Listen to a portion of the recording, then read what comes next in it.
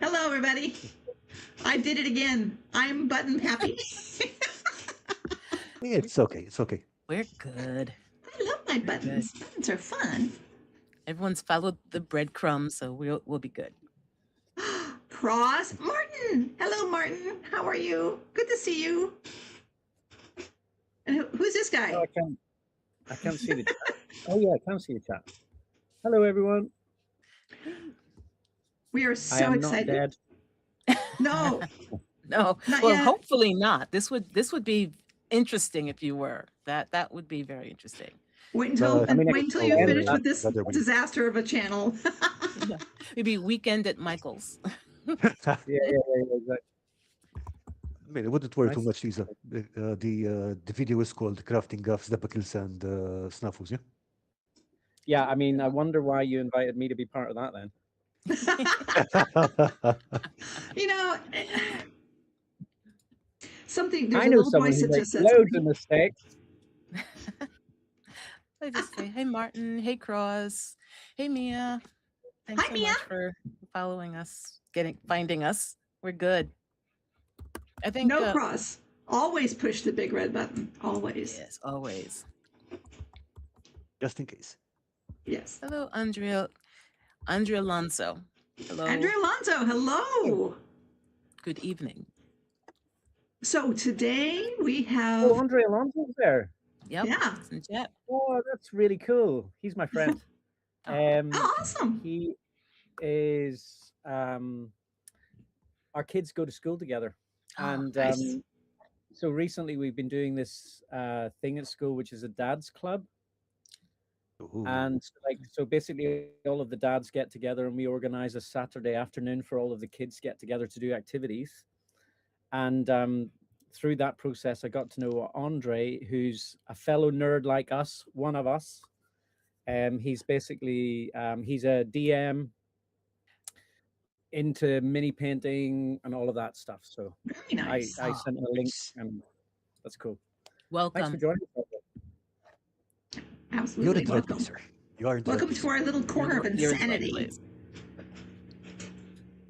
Yep. So, for those of you who do not know Michael, and you should, because he is wonderful and has had a channel for a while and was on the Crazy Crafter, has his own channel, That One Videos, and is a wonderful crafter and loves to play RPGs. If you do not know him, his link is in the doobly-doo to his channel. Go watch it. He's awesome. Michael, hi. Thank you for coming. Thank you for having me. Too kind. Yeah, too kind. But yeah, I love you guys and it's great to be here. Thank you for having me back. Absolutely. Love to have you here. We're interesting title today. Mm-hmm. What? For your stream. Mm-hmm. Everybody has their adventures when crafting, and I mean, I know I have myself. Carl has witnessed me having some interesting episodes, and I think we all have had some interesting experiences while crafting.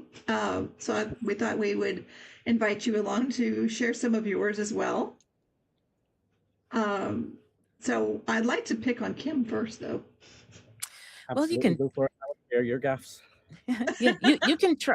You can try. But I really don't have anything that I can think of that was.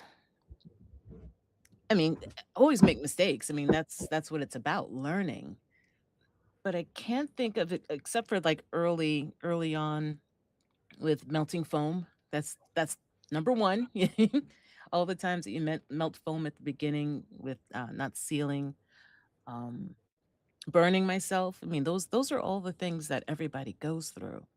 Mm-hmm. So you've never drank your paint water once? No, I have not. I've lifted it up. I've almost, but I haven't. The thing that I think that I learned, and it's sort of like not at the very beginning, because I was very afraid of using 2-part epoxy and to do water effects and things like that. So I finally I finally decided to use it, and just one of those 5-minute epoxies that you get at the hardware store, the dollar store. And it was for the floating challenge. Yeah. And I was creating a prison that was basically almost a fishbowl, but like an open fishbowl, and there were chains coming down. It was suspended over it. So I used epoxy on the chains. I did some soldering and epoxy on the chains, which that was fine. Then I was going to put them into one like basket so they'd all stick down. It would look like it was floating and the chains were holding it in place. But the thing that I decided to use to anchor the chains into was a clear plastic cap because I wanted light to be able to shine through it. So I put the epoxy, combined the epoxy in it, put the chains in, and after a moment or two, it started melting because the heat from the epoxy. I didn't know that there's going to be that much heat coming off of the reaction of the two-part epoxy.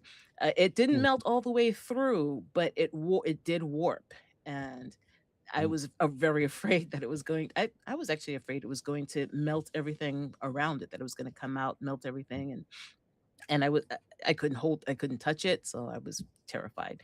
But that was small, I think, in the sea of gaffes and issues that happen. But that was a learning experience about the chemical reaction of two-part epoxy, the heat that's generated from that, which I didn't know at the time. So that now adds a third one to my list too.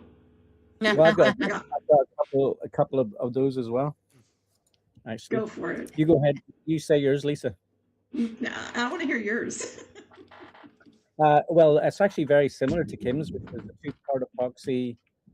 I made a little bridge. This was like the 3 Billy Goats graph build that I did a few years ago. I don't know if you remember that.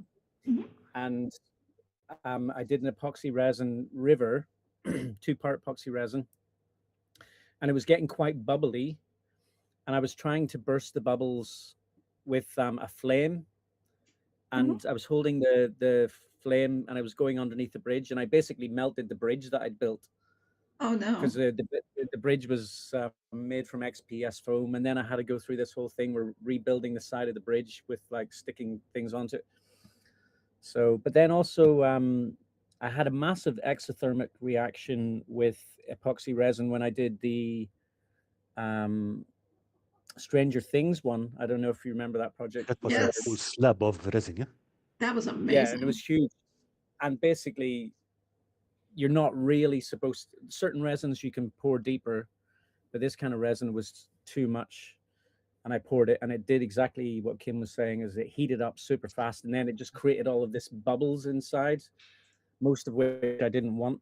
So yeah, you got to be careful with that. I forgot how you had worked around it, but I seem to recall you were putting it in water and then had fans on top of it, or yeah, I tried to cool it down, so it was immersed in a bucket of water, and then I had fans pointed at it, but that unfortunately wasn't enough. Still wasn't enough. I mean, I think that probably helped it not go completely wrong. But watching some of the bigger epoxy resin channels, they put them inside fridges and stuff like that to keep it cool. I didn't see that. I mean, the other thing would be to pour in layers, but then you always run the risk of having, the layers crack or something. Yeah. Exactly. Yeah. Cross says, I once had a complicated building at the very end during the vegetation stage. Super glue caused the entire building to melt a bit and lean over. Yeah. Wow. Yeah, it does not like foam. Or there is, you know what? There is. I just learned. I just learned this like a couple of days ago. There's actually super glue that is foam safe. I had no idea. There is, but also it depends on the super glue and it depends on the foam. So, for example, I found that with the foam I use, this type of glue works fine. What is that? This is Loctite, and it's kind of the more liquid one. The gel? The gel, no, the liquid one. The gel one will melt the foam, even if it's from the same brand. Is Loctite, is that foam safe? For the foam I'm using, yes.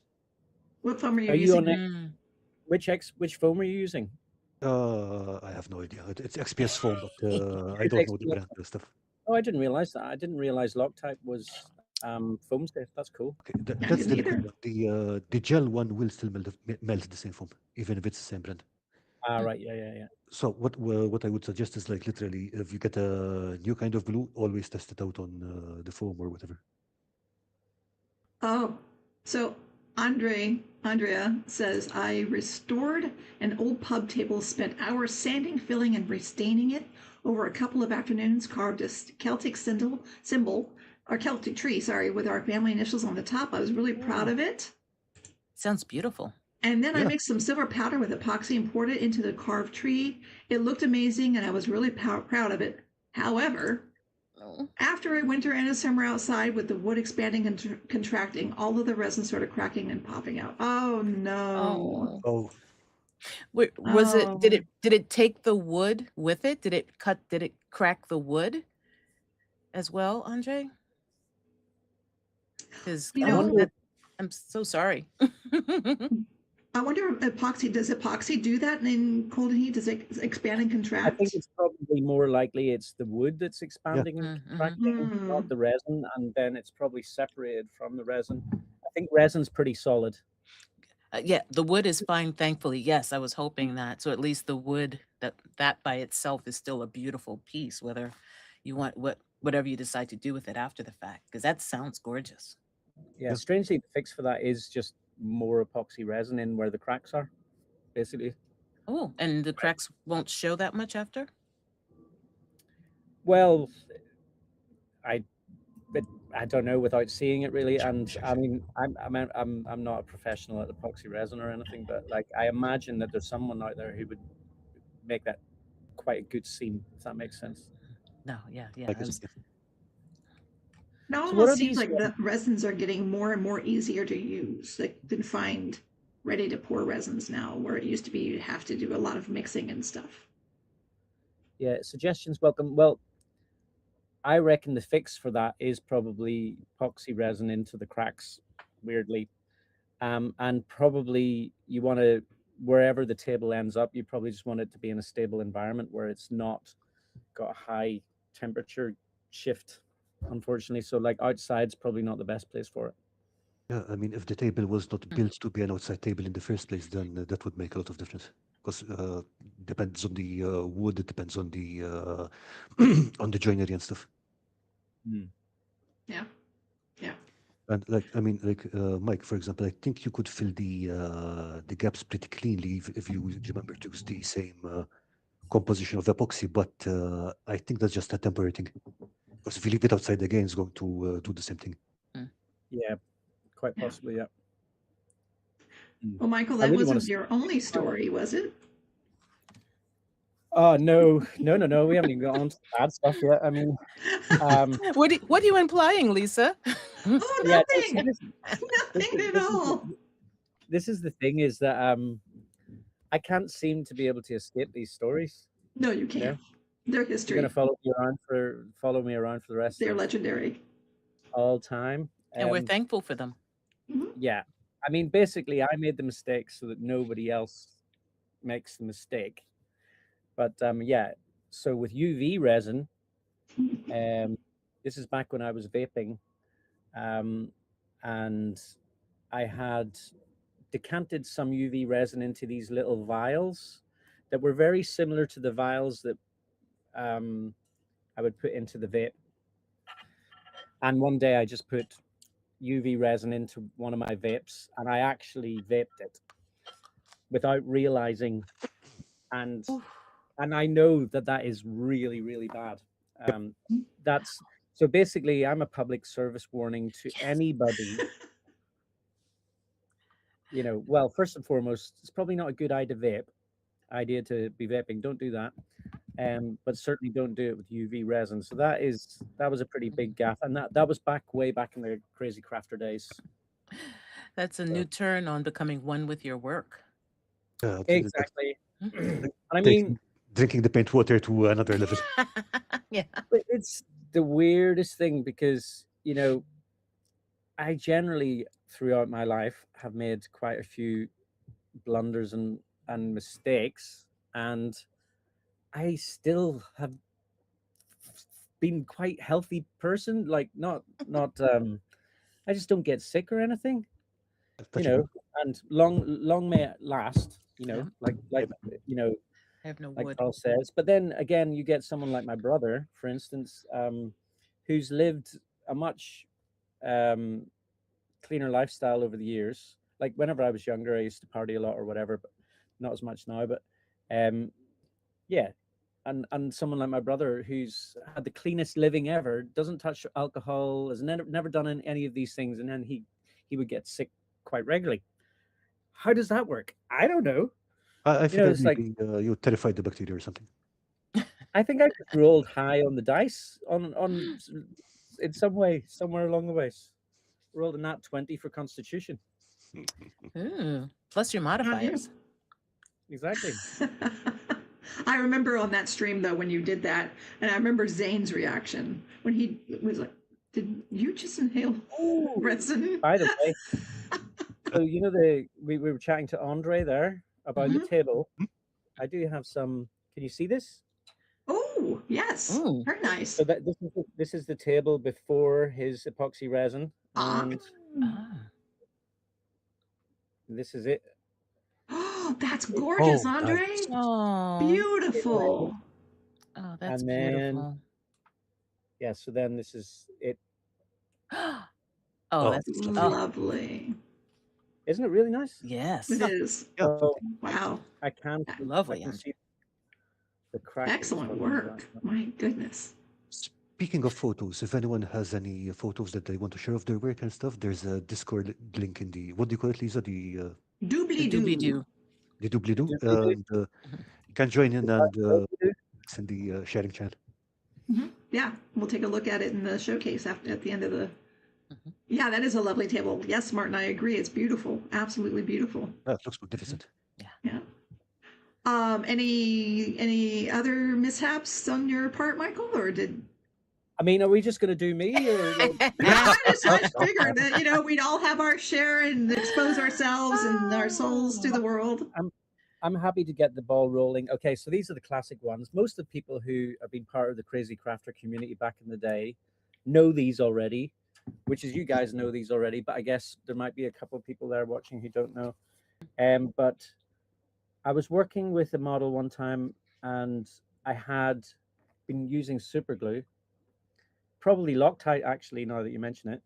And during working with this model, I had a phone call, and I managed somehow to transfer super glue onto my phone without realizing it. And I answered the phone call, and little did I know that during that phone call, I super glued my phone to my ear.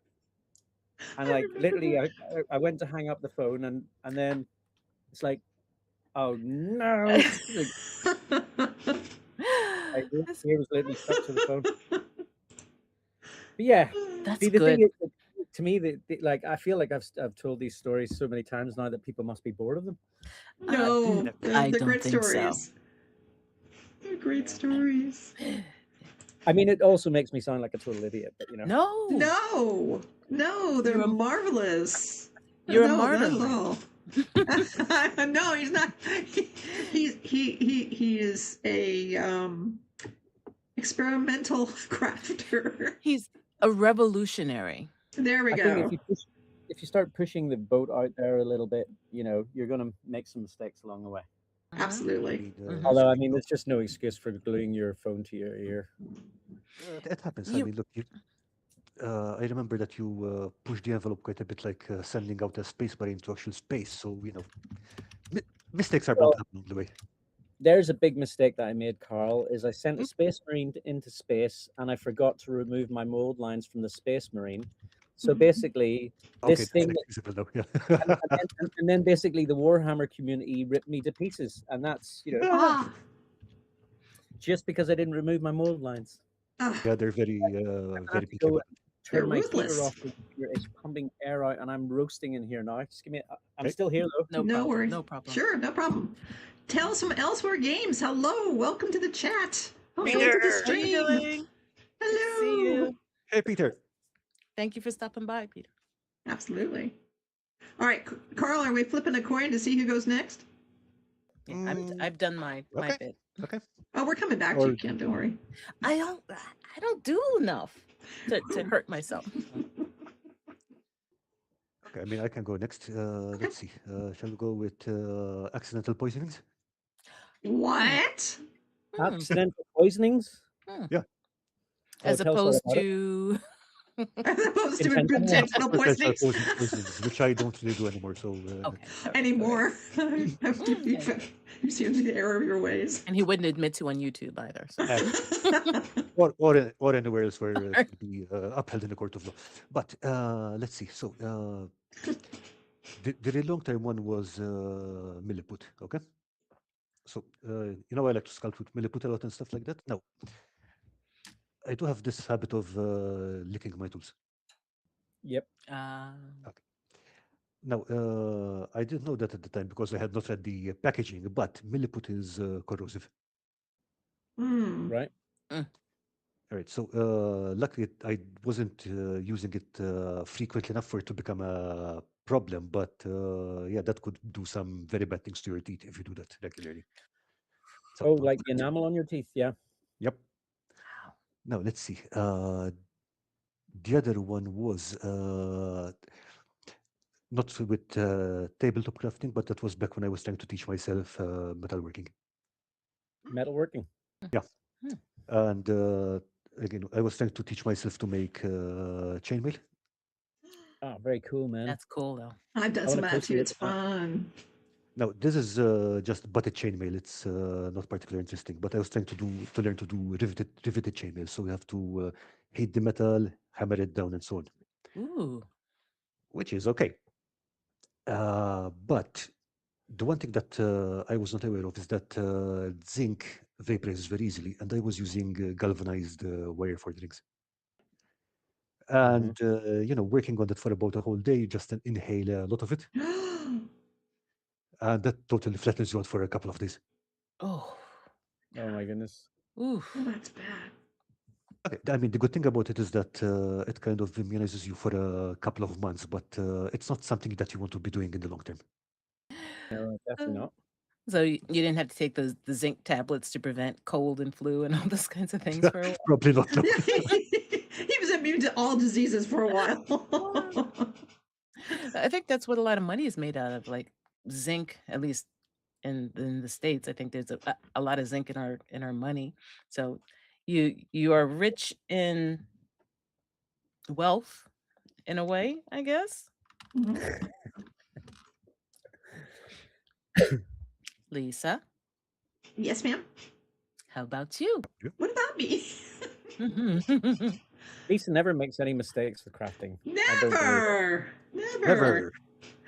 I'm going to talk about that resin one that you reminded me of. So when I was doing, do you remember the one with Earl Grey and the dunking the dwarf in the teapot and calling it a cup of Joe because his name is Joe. Anyway, so I had to pour resin into that little teacup, and so I got that dollar store resin that you were talking about, and I bought dollar store teapot and tea set to use, and cheap plastic, very thin, and I put the resin in there and stirred it up and put it in there, and sitting there watching it, and then I'm seeing smoke, and I'm like, what the heck is going on?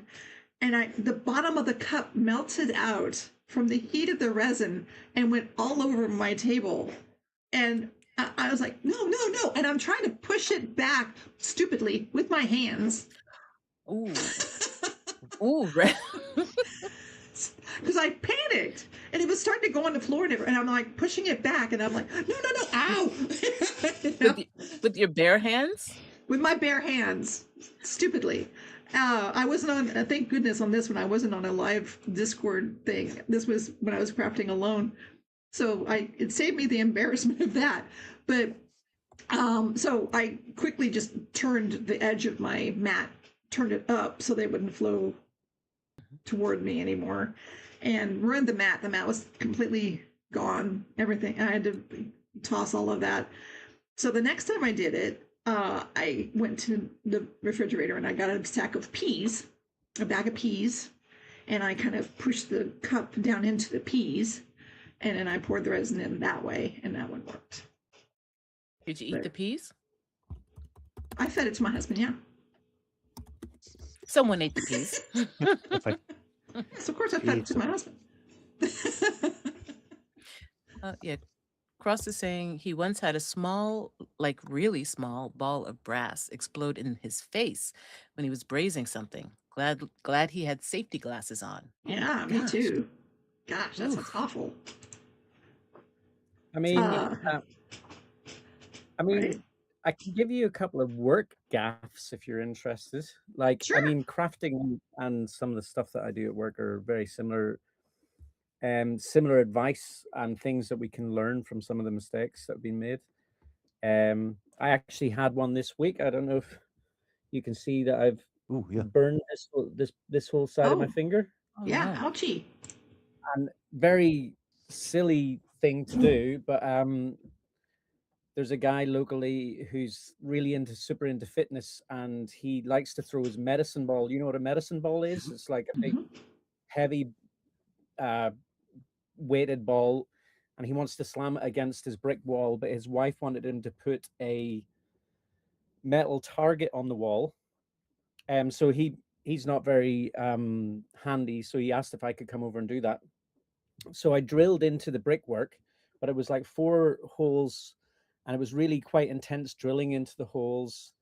And basically I did these 4 holes, and then I needed to change the drill bit on the drill, and I unscrewed it. Like I pushed the hold the end and pushed the button, unscrewed it, and then I grabbed the drill bit like this and pulled it out, and it just went like, yeah, I can imagine that happening. The friction of the drill bit was so hot that it just instantly just fried my finger. And my thumb actually. But I mean, I think that's very relevant to crafting as well, because you can do that with something like a rotary tool or a Dremel. Definitely. Friction burns are quite possible. Yeah. Physics, can't live with it, can't live without it. Yeah. Well, speaking of burns, when I was about 11, do you remember, I don't know if you recall these, the candles that they looked like ice cream cones, but they were candle, or, like chocolate sundaes and that kind of thing, but they had a wick coming out of the top. I don't know, they were big in the 70s and 80s. I decided when I was 11 years old, I'm going to make one of those with crayons. So I got one of my mom's pans and put it on the stove and started melting the crayons into the pan to pour into the dish. And I didn't even have a wick. I don't even know what I was thinking. So you're a survivor, yes. No, because Peter from Tales from Elsewhere said these are horrifying stories. And that's why I'm like, I'm a survivor. So I'm pouring the crayons into this pan on the stove, and it's a gas stove, and then the wax caught fire. And when it caught fire, it went boom, and it was a huge flame. And of course, I panicked, and I'm not wearing any kind of protective gear or anything. I reach out and just grab it with my hand, and I'm trying to just throw it outside. And just like you said, you could hear it, and I had enormous blisters on my fingers, but I was so afraid of the fire that I grabbed it, and I still held onto it while I could hear it sizzling in my hand, opened the glass door and threw it outside. But oh my gosh, that scared the heck out of me. Wow. 1day6 Crafting Damage also joined us. Hi, Sander. Hello, 1day6 Crafting Damage. Hello, it has been a while. Welcome. So I guess, yeah, it's just asking for issues. It is. Pouring Grounds is asking for issues. You're right, Cross. I was 11. Did I get a freebie on that one? Nope. Okay. What was the what was the crafting project that you were using the melted crayons for? I don't remember remember what there was. It was one of the Carl's challenges, and I can't remember what it was specifically. But Blaming Carl? Yeah, I'm blaming Carl. I'm blaming Carl for an awful lot of stuff. He's responsible for more than you think. Yes, we all know that. It's just interesting because I saw, you know, the way every so often the YouTube algorithm sends you stuff. Recently, I've been getting a couple of videos of a lady who is melting crayons and then decorating boiled eggs. Like, so she gets the eggshell and then she decorates the edge with melted crayons, and it looks amazing. Yeah, I'm sure. That's cool. I used to melt crayons on the radiator in my bedroom when I was a child. I would just sit there and melt them like one after the other, and have these like stalagmites growing underneath the radiator. Oh, just like, casually causing a fire hazard and stuff like that. Yeah. I've got a funny feeling you and my daughter would have gone on very well. Barbie doll? What'd you do to her Barbie dolls? Oh. No, she did. Like, she doesn't have Barbie dolls. I just think that you guys would have got on very well. Oh, no. Oh, okay. Yes. I was just saying because I did horrible things to my Barbie dolls, but Me too. What did you do? You like a kid from Toy Story. Basically, yeah. Those basically cut off all the hair, because after you cut, now this is the reason that you cut off the hair of a Barbie doll, and not on topic, but after you comb it, after a while, because you're not going to get a new Barbie doll every year, after a while the ends get frayed and they stick together, so they clump, so it's hard to comb through. So then you have to trim, and then you do it again, and then so you end up with bald Barbies after a while. And also, if a Barbie's knee bends this way, why wouldn't you try to make it bend the other way? Yeah, so yeah, that's what happens. Things happen. I'm not saying I did those things. I'm just saying that's what happens to Hey, Lawrence, you've all seen what I do to baby dolls. Oh yeah, we have. Indeed, we have. We have. Yeah. Okay, actually, speaking of Lawrence, I think you and Tales from Elsewhere should meet up, because I think you've got very similar tastes in body hair. Ooh. I did horrible things to other kids' Barbie dolls. Oh no! Hey, Chris. What was that dude's name? In Toy Story, what was his name? The kid. Sid. Yes. I think it was Sid. Benji. Hey, Benji's Hobbies. Thanks Hey, for Benji's stopping Hobbies. by. Hey. Just Sleep drop well. in and say hi before bed, so I won't be able to hang out on the whole stream. Oh, that's cool. Nice to see you, Benji. Yeah, thanks for dropping in. Appreciate it. Benji is up to his eyeballs in 2 children now. Oh. I was chatting with him the other day, but definitely got some stuff coming up for Benji, hopefully. He was telling me he's got a few things in the pipeline, so we'll be getting some content from him hopefully very soon. Sounds lovely. So new baby? Benji has a new baby? Yeah, but I mean, not so new, but yeah, I mean, one of the main reasons why Benji hasn't been posting videos over the last number of months is they had a new baby last year, and you know, that just comes with, I mean, exhaustion and all of the other things. Of course. Well, congratulations, Benji. Yeah, definitely. Congrats. But he's got some really cool plans in the pipeline, and I just actually am being very careful not to tell you what they are, because yeah, I'm like, they're his plans, and he should be able to tell the world. And also, I don't know if I'd be fully accurate on all of them anyway. So, but they're really cool. Looking forward to it. Definitely looking forward to it. Who's Benji's next? one of those crafters, though. He's made very few crafting gaffs. I imagine he'd be a very careful crafter. Well, I mean, being careful doesn't mean that you still can't make mistakes. Sometimes what? Especially Go on, Lisa. Sorry. No. Say it. No, I was just going to say, because it's a learning experience. If you craft for a long period of time, you're going to make mistakes. Hopefully, they're not too detrimental to your health, but part of the some of them. learning process, I think. Mm-hmm. And sometimes there's things that you just don't think about when you're doing it. You're thinking, this is a great idea, I'm going to try it, and then in the midst of it, you're like, oh, maybe I should have thought this out a little bit better. One time I was crafting on Discord with Carl and friends, and I was trying to make a marble texture. I remember that. And it really worked out well. It was a really great technique to make marble. One of the two ways you can get a very thin brush and kind of just roll it randomly across and do that. But this other one is to take really watered down, almost just like a wash, and dab it onto the surface, and then take a straw and blow it around. And it makes, and so I'm on the stream and I'm blowing all this, these droplets of watered down paint all over the thing to get this marble texture, and I start to hyperventilate.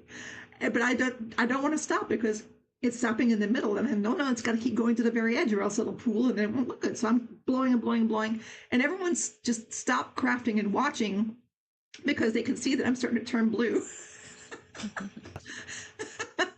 And they were, I think you guys were starting to take bets when I was going to fall over. But I did. I was like, oh, I got to sit down. Benji was saying that Noah has just turned 7 months, being hard at work at the moment. Definitely a few plans up his sleeve, and definitely making crafting mistakes, and a few more with DIY. Then he did have to take off. So, bye, Benji. Thank you so much for stopping by. Bye, Benji. Thank you. A crafter without scars is not an experienced crafter. Indeed. Does that mean that I'm really, really experienced then? Because I'm covered in them. Well, Yeah. I don't know if you can see. Wow. Oh, yeah. It does, Michael. How did that happen? That's actually a work scar. Oh. It's a plasterboard that I was trying to screw up into a ceiling, fell down, and the screw scraped all the way down my arm. Oh. Covered in weird work scars, really. Yeah, but your work is also crafts. So see, that's the thing, is that, like, I think work or trade related things you would be surprised like how similar they are. In fact, in this little project I'm working on, I'm going to be introducing some building materials that I use that I've not seen people use in the crafting circles that are really useful materials. So one of them is this stuff, which I've used in a few of my videos. CT1. What's it, like acrylic something? is that the clear one, or? It's not acrylic. It's a construction adhesive, but it's paintable, which means it's not like silicone where the paint will be rejected. So you can use this to stick models together, but you can also use it to fill gaps. You can seal things. You can do a whole bunch of stuff. So with the Argonath models that I've just been printing off, these ones, part of the process is going to be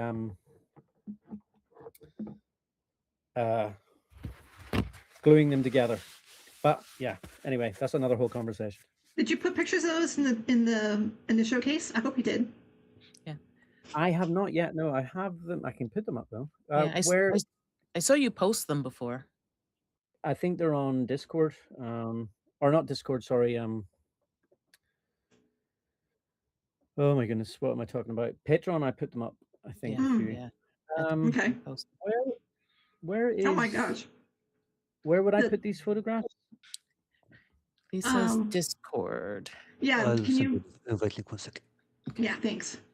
So Lauren says, oh goodness. Okay. I have 16 scars on my left hand, the right hand usually holding what caused the scars. Gosh, that's a lot of scars. That kind of reminds me of Jaws when Brody and whatever the captain's name is are sitting down in the boat and they're showing off their scars. Yeah. That's one of my favorite scenes. I mean, but that's quite a nice film trope that happens quite a lot. It also happens in. Have you ever seen Starship Troopers? I'm sure you've seen Yes. Starship Oh, Troopers. yeah, yeah. I mean, but that they take it in a weird way, and they end up getting naked together and stuff, and that's just like strange. Oh, yeah. There's a lot of Well, naked in there. people do Scare that. Crowboat. What luck! Hello. A crafting Ah, stream to keep me company while both me and the wife are down with stomach bugs. Oh no, I'm so sorry Oh you're no, good for sick. yourself. Sorry. that This is is sad. for welcome. Thank you for coming, but I'm sorry you're sick. I'm sorry you're not well. Hopefully you're Oh, better soon. yeah. If you have any um crafting snafus or injuries or anything, please type them in. Yeah, let us know. So I just remembered one about friction burns, since you mentioned those earlier. Yep. And this was when I was texturing the sides for that Mines of Moria project. Oh yeah, yeah, yeah, yeah. Mhm. Okay, so the way I was doing the texturing was basically holding a knife and scalloping the rock surface in there, which makes a very nice texture. I don't know where this is The going. problem with that is that if you're doing that with your bare hands over 8 Oh feet of no. XPS, so basically I got my thumb, the back of my hand, and here literally blisters all over. Mm, Oh no. mm. Goodness. Mm. That dedication. Ow. Well, I mean, I kind of feel blessed that you kind of bled for that project, Carl. You know what I mean? That It was a happens. fantastic. That's Yeah, I still mean, one of it's tons of fun. still one of my favorite projects of all time. Yep. And then I know that I know for during the Crazy Crafter there was stuff happening on that stream quite a bit. I know that we saw some pretty serious hot glue burns in the shape Oh of yeah, Mhm. oh yeah. sports There teams. was actually that was Colin, Mm-hmm. and there's a video where you don't actually see him on camera, but you can hear it. So it's basically it's like one of those videos where it ramps up. It's just like ow, ow, oh my goodness, ow, oh, oh. It just gradually gets worse and worse and worse, and you're just like, okay, he's really burning himself right there. Yeah. Yeah, it is interesting how there is that ramp, because yeah, you realize, oh, okay, I got some glue on me. And then you start feeling how bad and how much you have on you. Well, I've that's true. experienced that. Yeah. I have had that where I had hot glue and I was hot gluing something, and I was too busy talking to the Discord chat when I was doing it, and the glue, a dollop of it went right across, and it was on high, right across my left knuckle, and I was live on the chat, so I didn't want to scream. I was screaming on the inside though. That hurt. Oh Oh, man, it's that okay hurt. if you scream. Okay, speaking of hot glue, there is a reason. The reason that I don't use hot glue mainly is that I think this was literally the one project that I had used this on, right? So I'm gluing stuff, and it was summer, so I was wearing a sleeveless t-shirt. Hmm. I'm gluing. I look at my arm, and there's this red rash all over, which wasn't there before I started using the hot glue. So it's like, okay, I'm putting this down, not touching it again. Good night, Take care, Andre. Andrea. Thank Hey, you good for night. joining us. Thank you. Yep, see you. You I'll probably see you at rash? the school gate. I'll see you at the school Yeah. gate, mate. Rash was caused by that, or was that there before? You have No, no idea. it just it wasn't there before, so it was literally during the hot glue course. It went out after about an hour or so after I stopped. So it's like, Ooh, Mm. that's hey, there's something very odd here. that is very Mm. odd. Yeah. Yeah, Lawrence is saying that he has a crafting / cat story from 2 days ago. One of his cats knocked his X-Acto blade off his crafting table, and he found it with the bottom of his foot. Oh. Ow. Yeah, Ow. I started reading Oh. that one, and I was like, before I got to the end of the sentence, I was just like, okay, hopefully the cat didn't get injured. And then I was like, okay, well, because then I mean, we don't want the cat to end up in a craft project, you know what I mean? Right. And When I know that Cross mentioned it earlier, but there's another thing. If you drop a knife or a blade or whatever, let it drop and then pick it up. Mhm, mhm. Because that's a mistake a lot of us do, I think, is try to Yeah. catch it. Yeah, Yeah, I've learned to that- do. I've learned to do this. Mhm. But when I used to work for, well, I mean, I used to work for a circus long, long time ago, and we'd have to climb up the rope ladders, and we'd work in the cupola, so we'd be about 50 to 70 feet above the ground, and we would be crawling around on our bellies, and we had wrenches and stuff.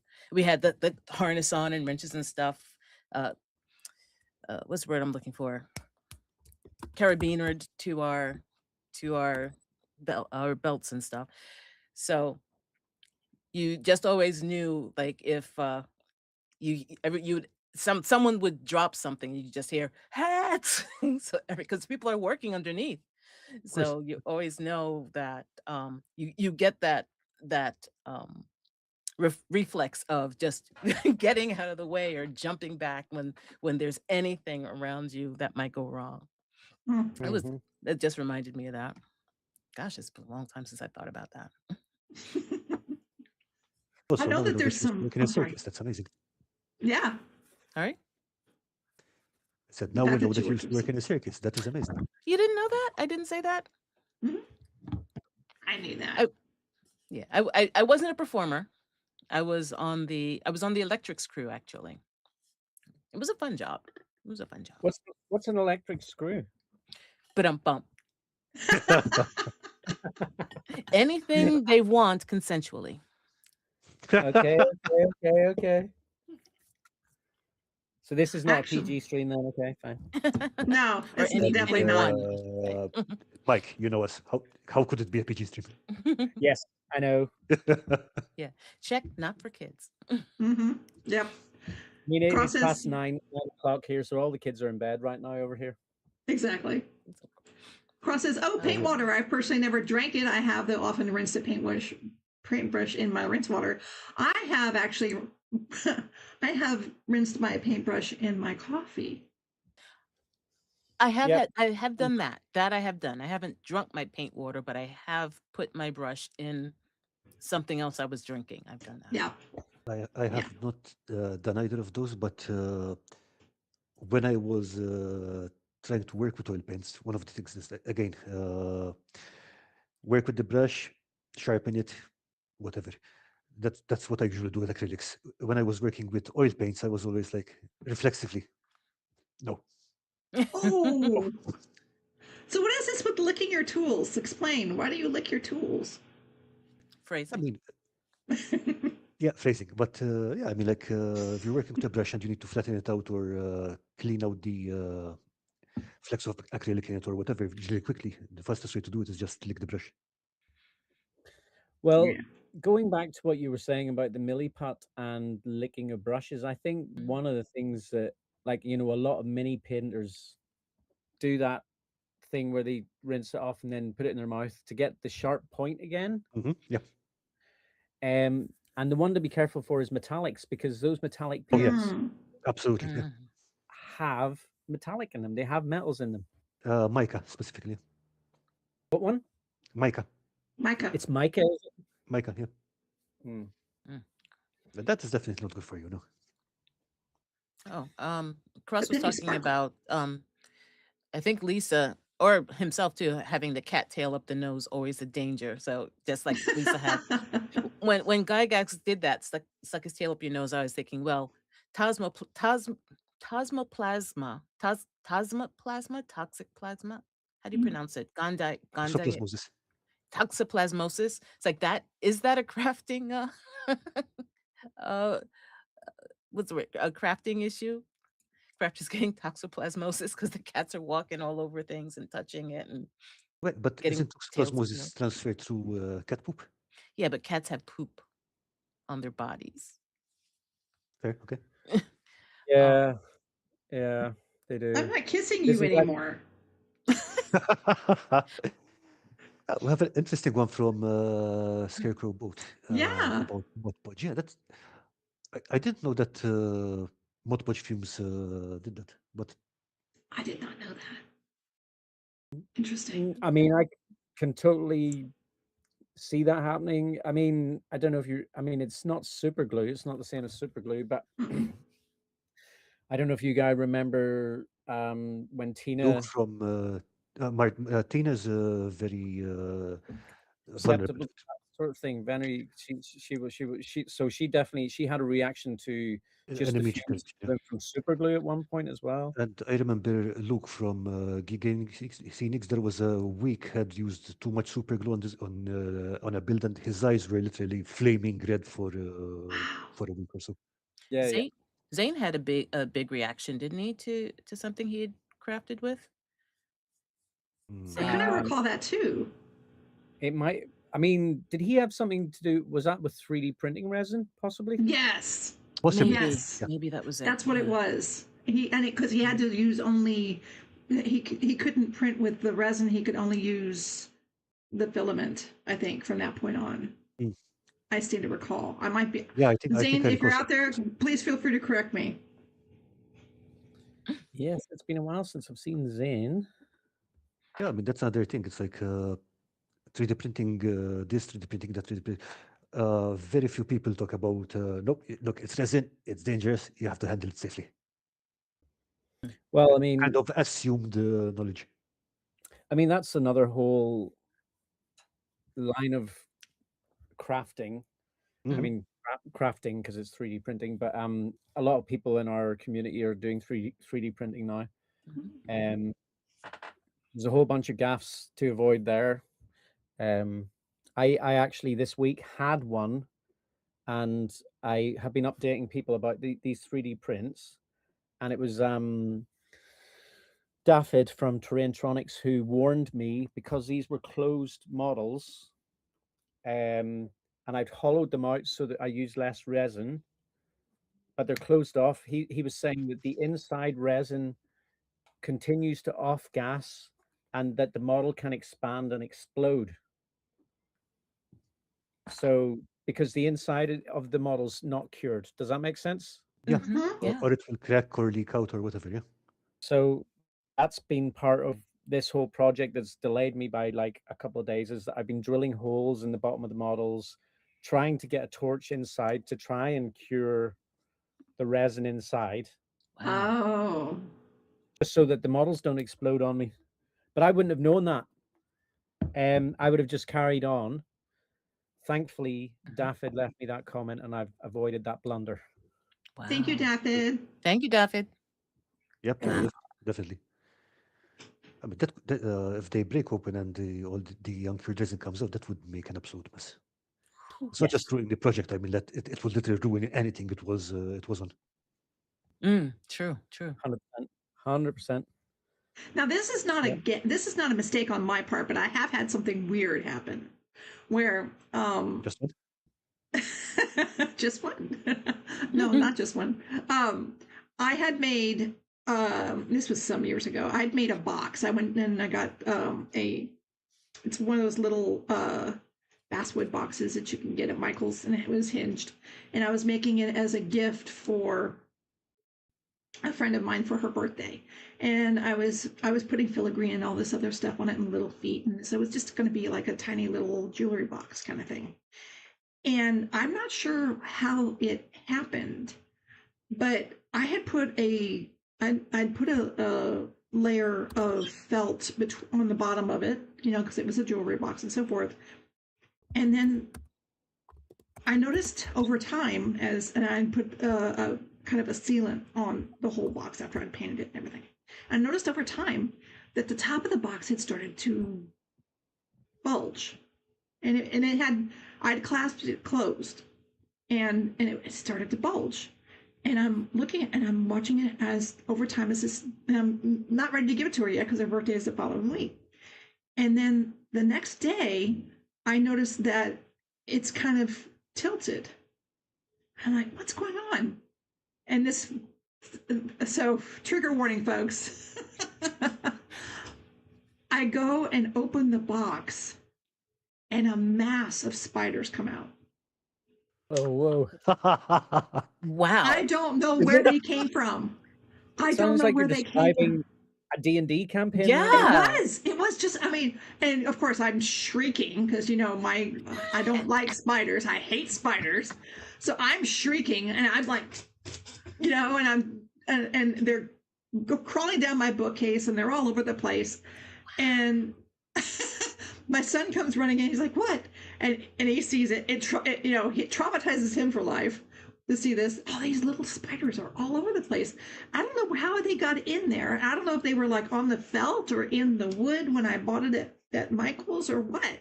But and there were so many of them that they literally were bulging out the wood. And That's amazing. It was weird. It was weird, and I could not understand. I mean, and it smelled funny. It smelled really rancid in that I box. guess I mean like it's like if it was like an apartment for spiders with no plumbing, then yeah. Yeah. Oh, and Yeah, that I was have To be honest, that would have been a really weird gift. It's like here a casket of endless spiders. Enjoy. that's I what I'm had saying. not That's a thought great about gift. that one. I had, no, I threw that one out. I have not thought about that in so long. That was maybe 10 years ago. And until something you said there with that, I was like, oh yeah, I forgot about that one. Ugh, About no. the off-gassing and drilling to make sure everything got out. Yeah, Ooh, but I think that was where my thing with spiders came from. To be honest, I didn't have as much of a reaction to them until that. That was just I lost Cthulhu sanity on that one. I had to roll. I I didn't like make that. it. But like Carl said, that sounds like a great, just little flavoring for an adventure. That sounds Uh, like fun. So mm, just to bring up one of Cross's comments, if I end from crafting, Mm, it'll be the green lung from Inhaling Flock. mm. I think that's now officially a crafting term, the green lung. Yeah, that's a And good one. you heard it here first. Cross coined that Cross phrase, the green green lung. lung. the green lung. We also have a comment from Lawrence from Dirty Basement today regarding the off-gassing. As long as you have the hole for the gas to escape, there won't be a danger of exploding. It won't cure on the inside, but no blow yappy. So while he's there, then let me ask him a question, because I am planning to glue these bits together, and I put the holes in places that you can't see them. So let me explain. So say the bottom of this one is going to go on to the top of this one, but there's a hole in the bottom of this one. When I glue them together, obviously I'm creating a seal. Will that matter now that I've off-gassed this? I mean, Does that make sense? if you've properly off-gassed them, I shouldn't think so. But why don't you also put a hole in the bottom of the other one? And because I've got a hole in the bottom, Okay. but it's more about the fact that I'm creating a seal between the top. Okay, sorry. What I want to say is, like, what if you make another hole in the top then, so that there's a way for the Panel. yeah. Yeah, that's a good idea. I mean, if you off-gas them completely and they're completely cured, it should not be a problem. But if you really want to be super safe, Yeah, because you Yeah. said you had been getting the torchlight, the UV light up inside these. Did you do it Yeah, through those? I don't know how well inside it really goes, because there are supports on the inside. Mm, So it's only mm, probably working its way down so far. I mean, I basically left it for an hour sitting like that, mhm. I with understand. light going down in. And I don't know how really light works too well, Mhm. whether that light's going to bounce around in there enough over Mhm. a course of period of time to get to everywhere. Yeah, I didn't realize when you said the supports, because I don't know about 3D printing, so I didn't realize that there were lots of structures inside as well. Yeah. So basically, here's the same piece with supports inside. Here's a piece where I forgot to put the supports inside. It didn't print properly. Mhm. So Ah, you see the difference? interesting. So Or you what? have They're not two flat sides on that, don't you, Michael? on this one. Yeah, you have No. two flat Well, sides. this is part of the model. Do you want to see it? Yeah. Yes, please. Okay, where's the top of that one? So that goes on there. Oh, wait a minute, wrong. Yes, that goes there like that.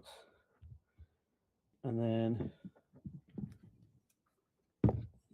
wrong bit. Ah, there it is. So it's kind of like that. Yeah, That is gorgeous. Look at that. Isn't it dead cool though? that is Yep. really cool. That is awesome. Now, so I've had my last couple of videos, but I don't want to take us off course too much here, but my last couple of videos have been 3D printing videos. I did the tree beard one, and I'm doing this one. Life has been super busy, but I'm trying to keep doing a project just to stay doing a project. But you wouldn't believe the number of subscribers that I've lost over the fact that I'm 3D printing at the minute. Really? Yeah, like so if you look at the stats for my tree beard video, is like you go into the stats and you can see how many subscribers you've lost. And then on the update video for this week, I went into the stats, and again, I've already lost subscribers. And it's just because my channel's normally not a 3D printing channel. It's like a handcrafted, handmade channel. But you know, sometimes life gets in the way, and you just have to do anything you can to keep the ball rolling. Does that make sense? You know? Yeah, well, I'm surprised because the painting of the tree beard was that was a lovely videos. Yeah, that was wonderful. Yeah, I think Oh, the printing still polarizes people. Patreon, right? Still. I mean, it was, yeah, that was kind of more of this style of video is more like a vloggy kind of video. Right. I mean, basically at the minute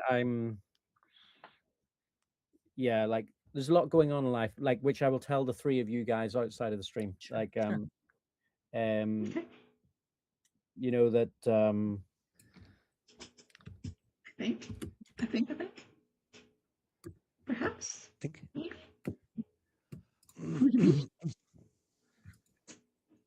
Let's see. Oh, we seem to be back. Yeah. Yeah. Back on? Finally. Sorry about that, folks. are we back? It wouldn't be seem to a be just back. flocking with you stream without some kind of technical snafu, right? Speaking of Yeah. snafus.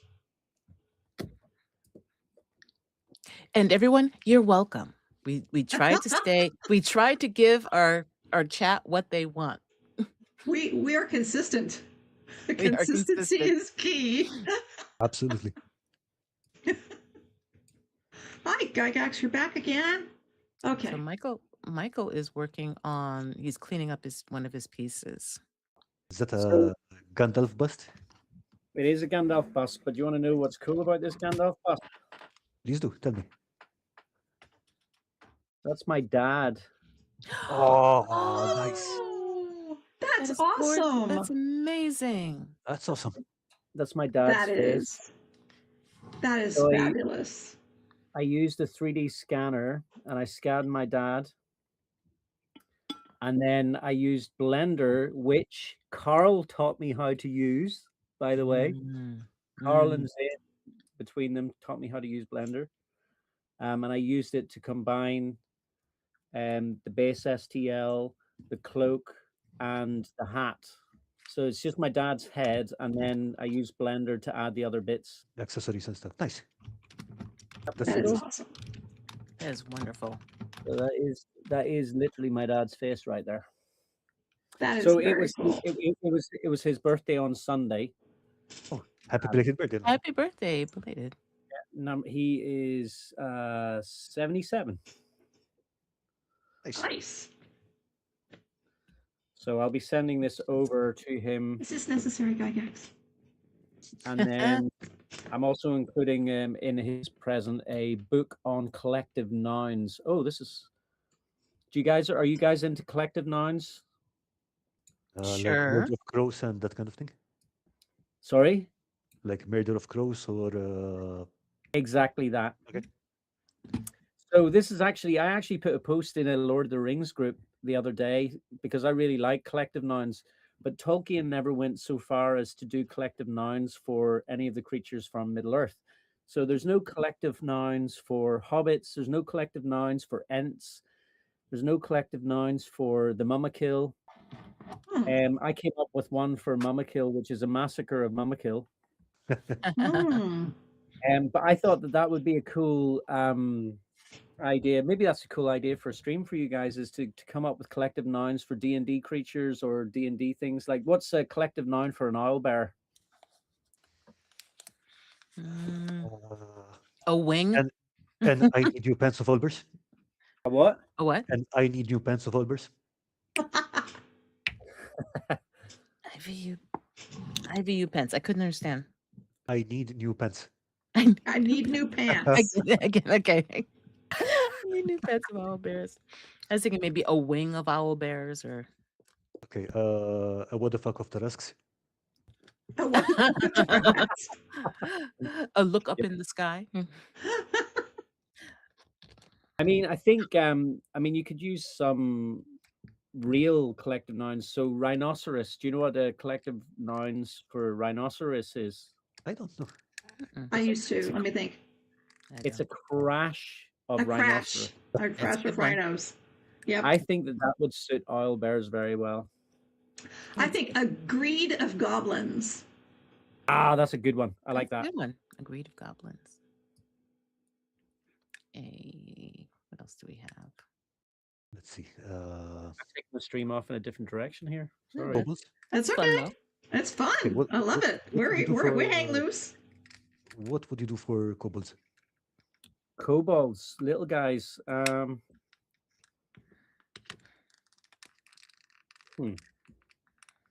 I got a funny feeling that Cross has got a few good ideas in this department.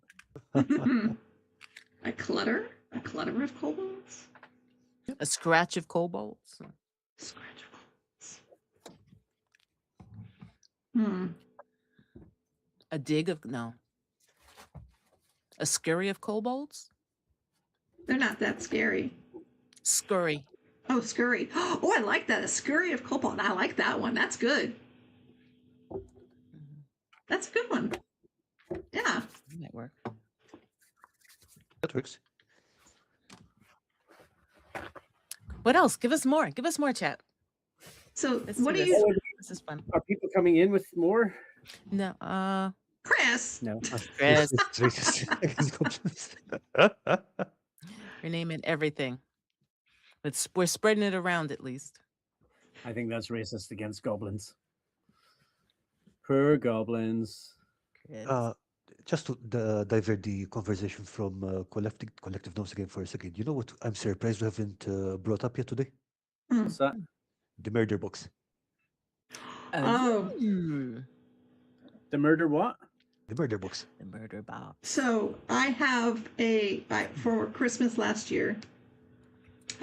I'm sure you've seen these, Michael, on Temu or Amazon. The little tabletop saws, it has an attached Dremel and it has a rotary saw. There's also okay. I have one. The thing is, cool. This thing is it's a accident waiting to happen is what it is. It's great. It works fine. I've used every piece of it and it's wonderful, except that when you turn it on, everything goes on at once. You can't choose which one goes on. So if you are using your Dremel, the rotary blade on the tabletop is also going at the same time, as well as the side thing. Everything goes. Right. Yeah. So I've made, and it doesn't come with many safety features at all. So I made some covers to put on things that when one thing is running, the other things may be running as well, but they're at least shielded somewhat. But yeah, the murder box, that tabletop blade, that has been very scary, and I've used it successfully, but I have been so very close to having fewer fingers. I mean, maybe we should have waited for a month and then done this stream. Just to see where things go. Just to see where things go with the murder box. Oh, I haven't. The last time I used it, I was making the tower for Carl's town and village build, and I was cutting pieces of a picture frame into what were going to be brackets that would be underneath the edge of the building, and I'm running it through, and there's hardly any, because of the size of it. It's really hard to control those tiny pieces of wood, and I'm pushing it through. And if you don't push it through just right, it'll go flinging off into God knows where. And yeah, that was a bit scary. And if you look at the stream while I'm working on it, you can see that happen in one of them where it just kind of goes, and I'm like, oh, okay, bye. Yeah, be careful. I'm. We don't want to have to do crafting snafus part 2. No. Where you're sitting there without some fingers or something. Right. Yeah, Campaign has a good point. Look at that.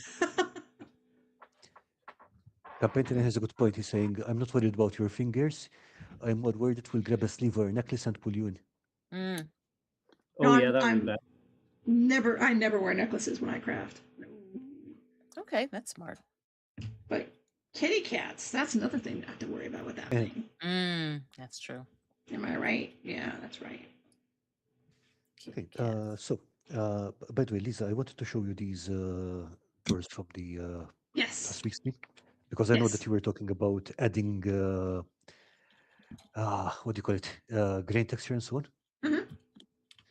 You don't really need to do much of them. These were just washed black and dry brushed. And those are just crafting sticks? Coffee stir sticks. Coffee stir sticks, yeah. Weathered up a little bit. Yeah, those are really cool. No, they look great. You don't actually need to add any grain or whatever. Just use the sticks as they are. Dry, wash them and dry brush them. Lawrence suggests that I can always 3D print a lost finger or two.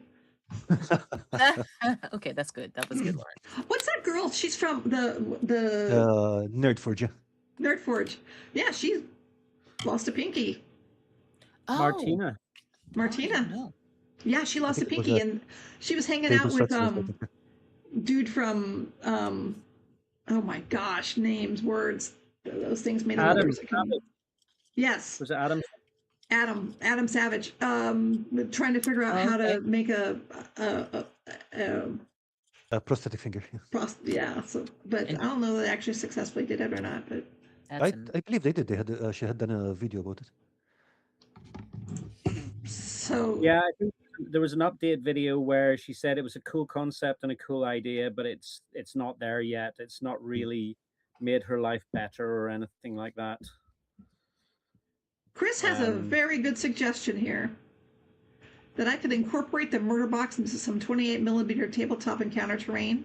The party has to face off against a suite of spinning blades, and players have to sacrifice their minis on a 1. Ooh. No. Ooh. I don't know. I think that's actually not a bad idea. I'll say that again. No. Oh, you Carl. Have to come to the table under the understanding that your mini may not survive the game.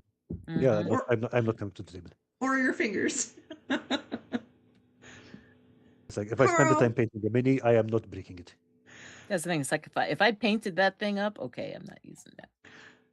So there's a third one now. So now no murder box at the table, no edible terrain. Come on, Carl. Lighten up. Okay. By the way, just wanted to show you this because I was messing around with the finishes on Oh, stuff. that's beautiful. Yeah. Ooh. So this is unpainted. It's just sanded and polished and buffed and waxed and buffed. Beautiful. So this actually gave me some ideas for making flooring for I don't know if to make an indoor tile or a ship tile. Herringbone? It's not necessarily herringbone. You could just go to the usual plank pattern, but instead of painting it, you just sand it, wax it, and buff it out, and you get something like this. So you did use different individual pieces, correct? Yeah, yeah. And so that's similar to what I did with the house, but I didn't sand it down the dollhouse Mhm. with the different tiles. But yeah, I didn't sand it or anything like that. Yeah, that's gorgeous. You could use whatever pattern you like. It's just Yeah. literally a question of sanding, adding some wax and buffing. I think it's really cool. That came out really nice. I was surprised. I mean, I'm thinking of some ways to use this in a build now. No, I think it's a wonderful it came out a wonderful look. Yeah. Texture and Martin sheen. says that looks good, and he's right. It does. It looks beautiful. And that's wax, you said, not Yeah, I just used this one, but I think you can probably use any kind of wax you have. Even candle wax should be fine. oh yeah, true. Have any of you Not used, earwax. Do not use earwax. Have any of you Well, used have you tried? antiquing wax on stuff? What wax? Antiquing wax? It would work. I think so. Oh, I look at that shield on your wall, Michael. That's cool.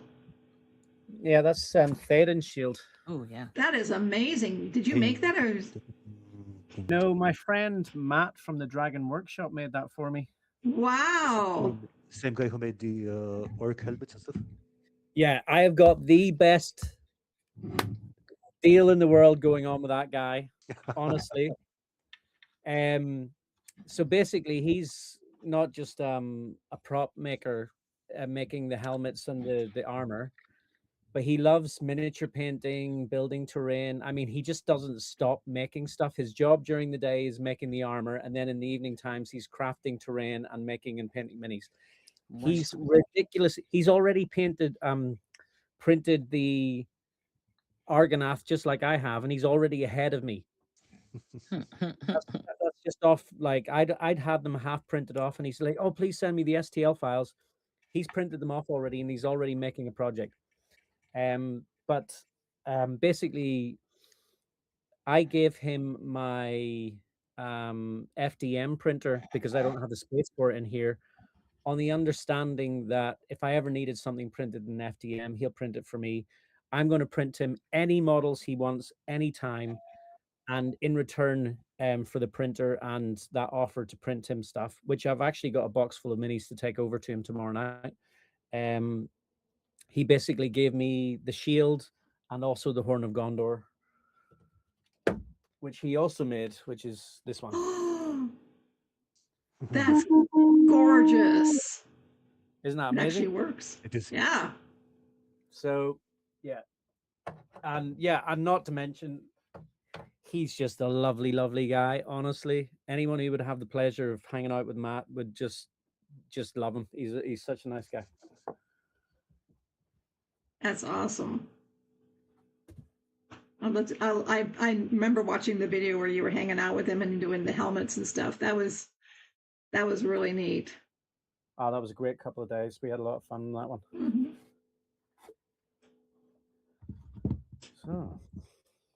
So how's that going, Kim? How's your dice box working out there?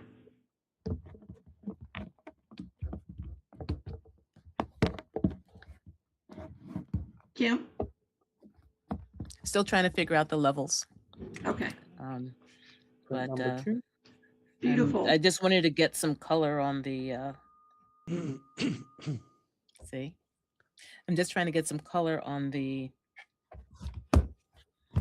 she who should not be named. Just trying to get some color on her. Oh, we've given her a gender now. It's a she. I've decided. Well, most of the time people say he, so. Well, why couldn't there be a girl Cthulhu? Yeah, like Lovecraft actually knew the gender. Right. But or maybe it's not specifically that particular one. Maybe there are others who cannot be named, so you never know. Exactly. If you never name them, you don't know who they are. I mean, I'm let's be itching honest, to play. if you see Cthulhu with its gender is the last thing that would be in your mind. Yeah. Yeah, right. I don't think anyone can. They're gonna as Cthulhu is marching across the countryside, with steps of like 100 feet each. You're looking up to see what's under there. Yeah.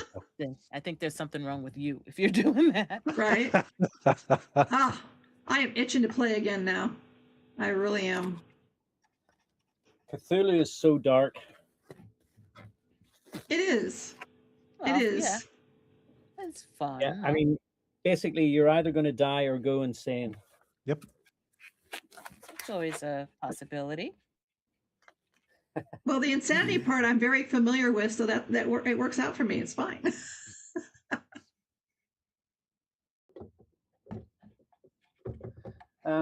So I'm going to run my wash and cure station here. That's fine. We're all watching you as you do that because it's very Yeah. interesting to see. It might be a little bit, hopefully it's not too noisy. If it is, you can mute me for just a minute or two while it washes. Yeah, no worries. If needed. So give us step by step of what you're doing on that, because that's very. I don't have a 3D printer, so I don't know. It's very interesting to watch, though. So obviously the resin's been cured by UV inside the 3D printer. But when the model comes off the build plate, it's still covered in slimy resin that's uncured. And there's certain resins you can wash in different ways, but the one that I have is you have to wash it in isopropanol alcohol, which I've got this wash and cure station. You just put it in the thing.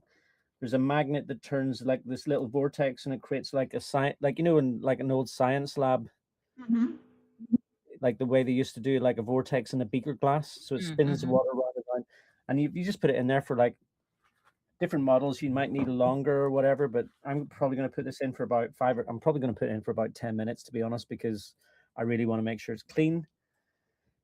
Then you take it out, and then you dry it, and then let that alcohol evaporate off.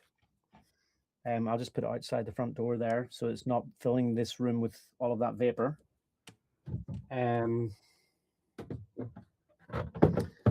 And then the last stage is you put it in this machine to cure, which you'll see that stage in about 10 minutes. So cool. Very cool. It's got two settings. One's a wash setting. So we put it on the wash setting. You just put your number up. It's all very easy. I can remember. So I think it's a topic for a video that I'm actually considering, is just watching my subscribers go down, because I've done a bit of 3D printing recently. And also I watched a video at the start of the year by Bill Makes Things, or Bill Making Stuff. Yeah. And I mean, I love Bill Making Stuff. That I haven't got a bad word to say about the guy, but he's not into 3D printing at all. He's very much into scratch building your things. But you know, each to their own, basically, isn't it? You know, like there's no way that I've got the skill to sculpt the Argonath, for instance, to the way I want them, which is the movie accurate versions. I don't have that sculpting ability. So, but I do have a 3D printer. So of course I'm going to 3D print that, right? But it's an interesting one, because I can remember when we were all starting to hang out way back, like 5-6 years ago. I can remember 3D printing then was only really coming to the hobby community, and people had various different perspectives on it. Just like, no, we're anti 3D printing. And I was one of those people. I was like, no, you should just craft it by hand. And I was very against it. And then just over the course of time, I've been lucky enough to be able to have a 3D printer. Not everyone has that. I can really see the benefits of it. Now, it shouldn't replace crafting. Right. But, you know, I've come around to it. And then that leads on to another interesting conversation, is like, it's a very similar thing with AI, for instance, AI art. I disagree with that. Fundamentally, it's like two different things. Well, hear me out. I'm not saying I agree with AI, by the way. Not in the slightest. But it's a similar conversation arc, where this new kind of technology comes along and there's a lot of negativity towards it, and then people start to understand how to use it. Now, I'm not pro AI, not in the slightest. I don't use AI. I mean, occasionally I would put a little bit of something in a thumbnail or something like that. But yeah, well, let me hear your perspective on that, Carl, because it sounds like you've got a perspective, mate. Oh yeah, so I have a perspective on that. So with 3D printing, I was never particularly opposed to it. It's like, no, I can see the value of that. For example, if I wanted to make railings or something, I'm not going to make every railing one by one. It's like, what the hell? I don't have the amount of time, or let alone the patience. Now we're saying about the Argonaut, for example. Yeah. Even if you could build it, even if you could sculpt it yourself, how long do you think that would take you? It's like it's literally not worth your time Yeah. unless you wanted to make it as a long-term project or something and whatever. Now with AI, it's like sorry, let me go back to qualify that. The only thing that I didn't like about 3D printing wasn't even the 3D printing. It was people saying, "I crafted this," and like, no, you just printed that. It's different. Yes. If you 100%. modeled that and then printed it, then yeah, then you crafted it. If you just downloaded the file and printed it, you printed something. They're two different things. Yep. Totally get it. Yeah. 100%. Now with with the AI art, okay, let's start with the first off the whole thing about the AI training, which is literally just stealing stuff from other people. Yeah. Okay, and based on that alone, I will just say, okay, no, I'm not going to touch that. Second one is, yeah, you're describing things and then you're creating something, but it's like, No, don't walk. what did you put into that? Yeah. It's like, you could craft something. It's not going to be perfect, but you're going to learn something, and the next time it's going to be better. Right. Yeah. So yeah, I mean, like it's. I think we most people are using AI to delegate things which shouldn't be delegated. It's like, I mean, you've got creativity, just use it. If you're not going to use it, yeah, you're never going to be creative if you don't try. If you're just going to let the machine do it. Yep. Totally agree. Yeah, I think that's. I mean, obviously, it's different to AI, but it's, to me, in my mind, it's a very similar conversation when the new technology of 3D printing came along, for instance. So, like, 3D printing is a tool. Mm-hmm. Um, like like you say, like if you're using it to print window frames or things to add to something that you're creating with your own hands, it's basically effectively a tool. Yeah, I mean, you can even be creating whole buildings and whatever. It's like you're still going to paint them or whatever. You just get to pick which part of the creative process you want to engage in. Yeah, exactly. Yeah, exactly.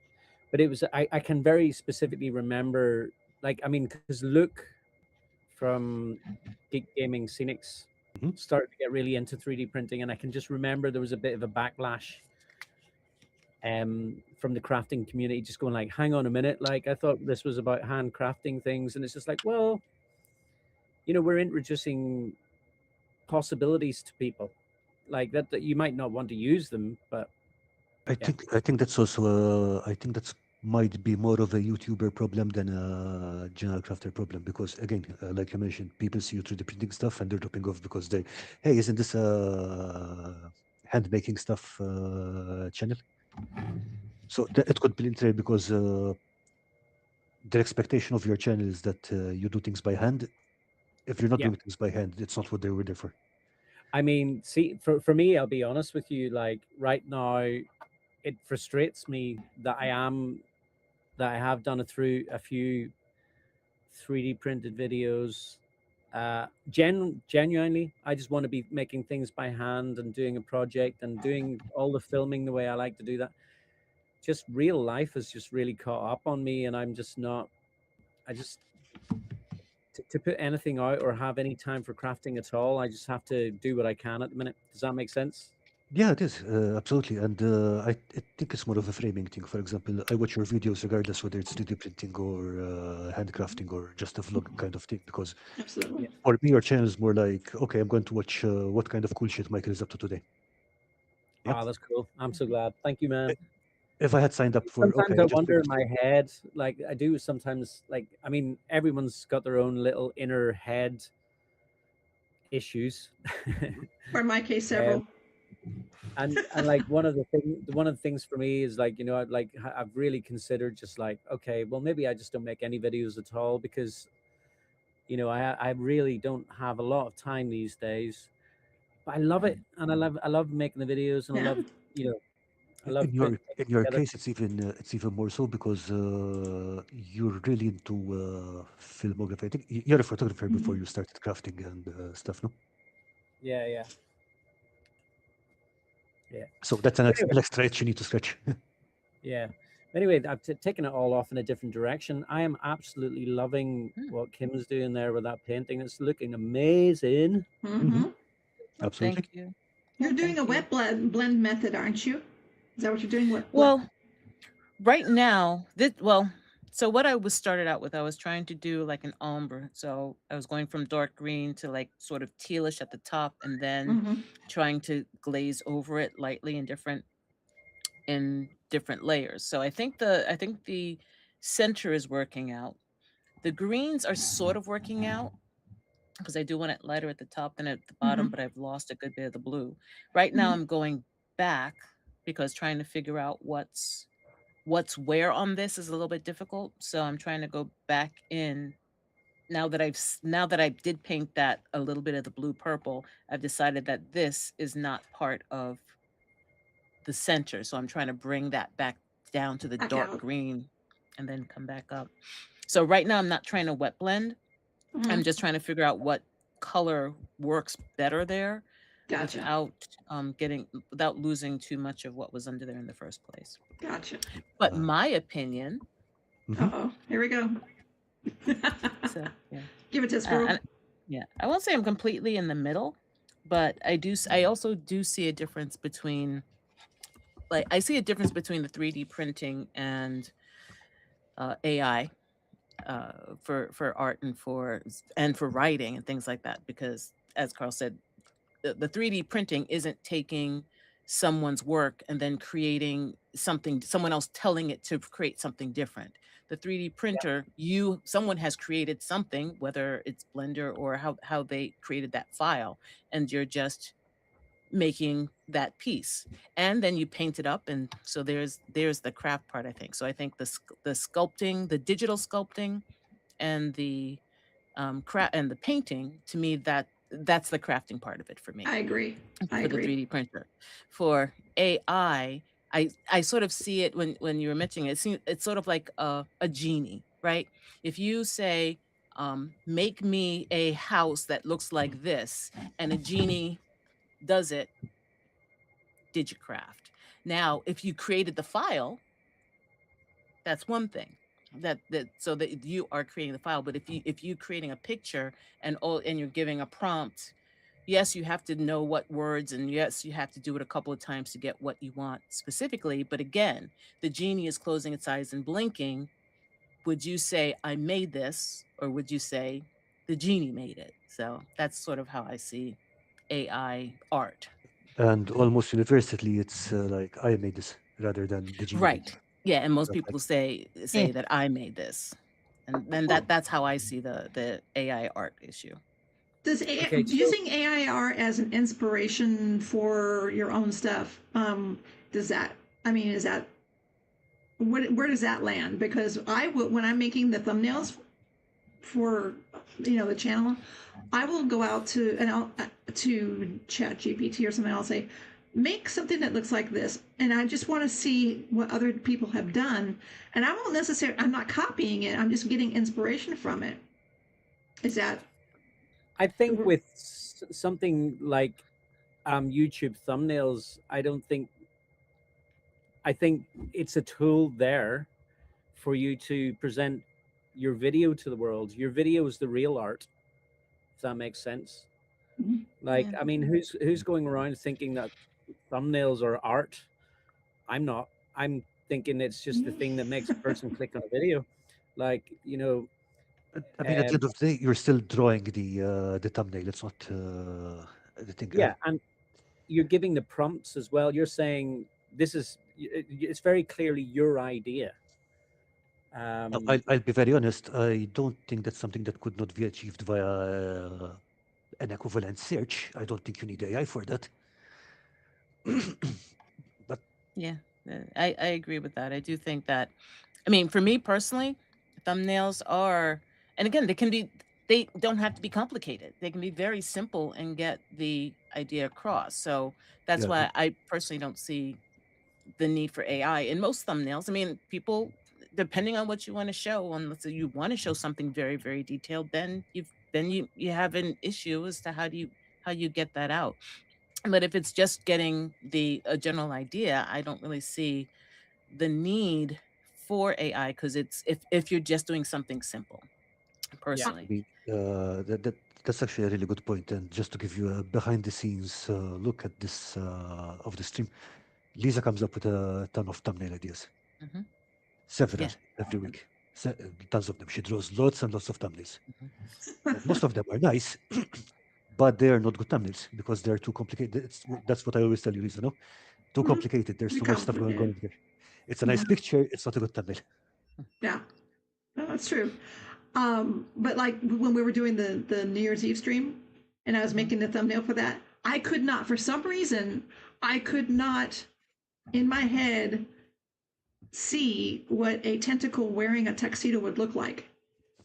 And so it's like, what does a tentacle wearing a tuxedo look like? So I went out and I went, okay, show me a worm or a snake wearing a tuxedo, because it's as close to a tentacle as I'm going to get. Because otherwise, I I've end up just gone to getting. Google that right now. So see I what. was just started. So, on the topic of AI, and speaking about art, I've got a friend who's a painter in Scotland. He's a fine art painter. Well, I don't know, maybe he's modern art. But he's a very opinionated artist, and he would speak out about any issues in the art community. He hates AI, of course. And there's this new thing that's happening in a town in Scotland. Do you know when you go into a town in the UK and you might see the side of a building painted with a beautiful mural? Yeah. Oh yeah, I heard something about it. It's something in Glasgow. Yeah, I saw something. Yes. So in Glasgow, they basically someone has used AI to generate the image for this massive painting that's going to go on the side of a building. And obviously they're going to get real humans to paint the painting itself, but they're basically, AI has generated the image. So it's like the first big mural that's AI generated, which is just it's a new, like he's obviously, he's put a secret word out on the street. Who's the first person to deface this? You're basically a hero. Turn up with your There stray is, cats and there is ruin. apart from everything else, there's something very fucked up about that design because could you tell me the last time that a bald eagle was seen in Glasgow? Yeah, exactly. Oh, a long, long time ago. I mean, the thing is that I mean, like, couldn't they have? I don't know. Okay, keep the same image but change it to something that is not a bald eagle, which is actually in Glasgow. Maybe. I think one of the issues with this that is the biggest issue is that they could have just paid a real artist to come up with something Exactly. really, That's the a thing. real human being, rather than just getting so you're actually removing an opportunity from a real artist, which is Yeah. horrible and awful. Unnecessarily. Unnecessarily. Yeah. Well, eventually, what will happen with AI art is that because the art community is not going to get paid for what they do, so that will drop off, and what you'll end up getting in the future is just the same pictures over and over again, because AI is only going to have a very small pool to pull from. And so when you generate something from using AI. It's just they're all going to look alike. And then I anticipate that there will be an upswing again of AI dropping off for art, and that there will be then more artists Yeah, pulled but in. there might be an upswing, but remember that in the meantime you're losing skills because no You one are. will be paying professionals for that, and so Mhm. people not be training to professional level, so it's dropping off. And the other thing that you mentioned about the pool getting smaller is that I think we're already in a situation where most of the training data is actually generated by other AIs. So it's Mm. already feeding itself in a cycle. Well, it's already destroying certain industries. My cousin Liam is a graphic designer, Hmm. and he's got a very unique style, and he's amazingly talented. But he already is saying that he's having to consider a new career because of AI is basically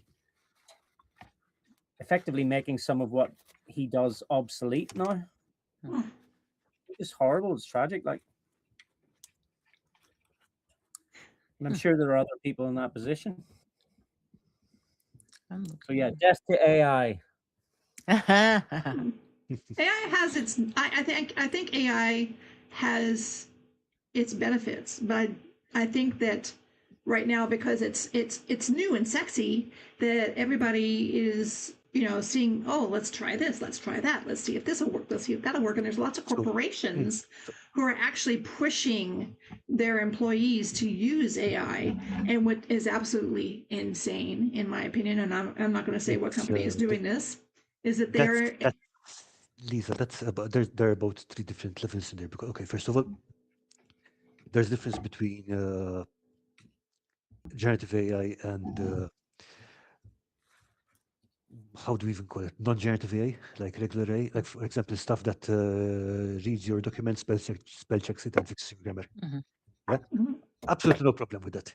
Mhm. Stuff like the I don't know edge detection in Photoshop or stuff like that. Is it properly AI? I guess, or background fill. It's not actually making new stuff for you. It's right. like Michael said, a tool. Yeah.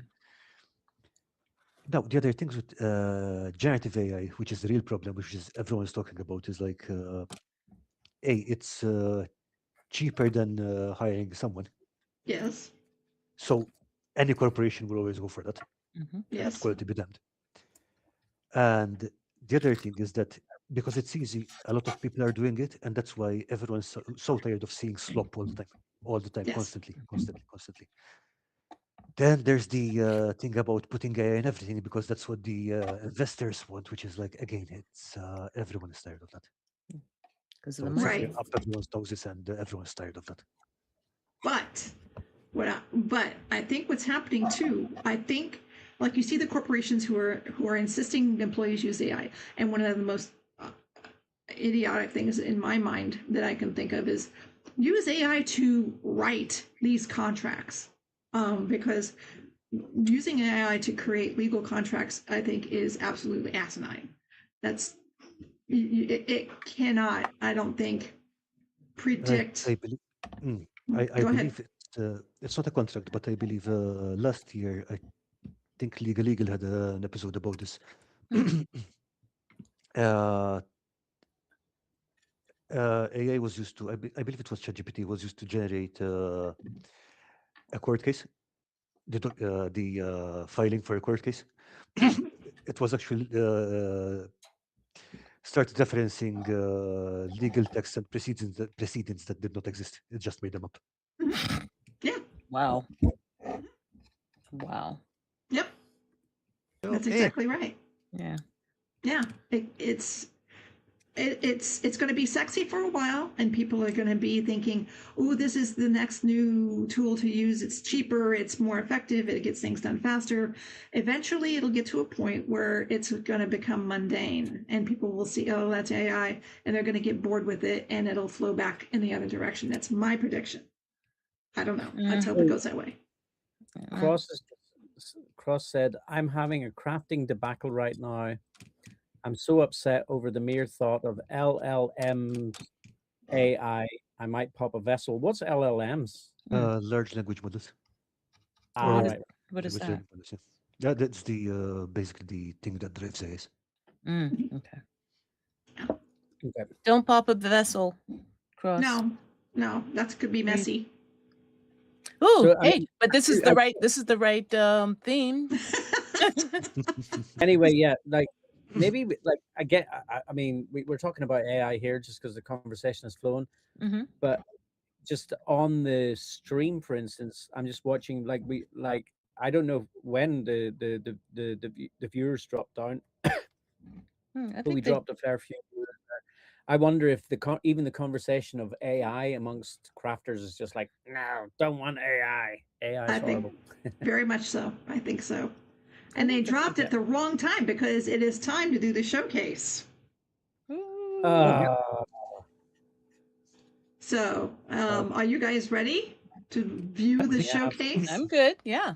All right. So, let me make sure. Let me check something real quick. I want to make sure that we have everybody showing. And thank you everyone who's hanging out with us. Absolutely. Oh yeah. Yep. Absolutely. But as I always say, this is just like the Discord crafting days we used to have. So there's going to be lots of different things that are discussed. All right. And a lot less butt jokes. Oh, true. We don't have as many. Yeah. Well, we'll have to work on improving those. Chris, in my humble opinion, the most absurd recent implementation of AI that nobody asked for is within email apps. AI summarizes an incoming email message and formulates a response, which gets read and replied to by AI. Oh my God. Yeah. Oh, speaking of, that reminds me. So I was designing a PDF with some templates for a model, and it's literally just pictures. Okay, it's literally just outlines of the thing. I open it up in Adobe. This looks like a long document. Would you like an AI summary of it? No, I do not. Pictures. I was tempted to click that just to see what the hell it would come up with. Yeah. All right, Yeah, here we go. Okay, hold on. Showcase. Let me get my screen up. Yeah. There we go. All right. This is Cross's ship. It's coming along very nicely. Now remember, Lisa, we can't see it in video. We have to wait until it comes up on YouTube. What? Because we can't see you. What? Fine. Can you see now? Can you see me now? Is your virtual camera on, Lisa? I can see it on YouTube, a lovely big boat. Yeah, we can see it on YouTube right now, but we can't. So we'll be a little bit behind. That is looking amazing. Is that Cross? Yep. Yes, it is Cross. Fantastic. Yeah, and he works on it on Sunday evenings on stream. That's fantastic. Honestly, that's absolutely brilliant. It's beautiful, isn't it? Yeah. So good. That is gorgeous. And this is my favorite part. And I keep saying this, but I love this. I love the fact that he used, pins,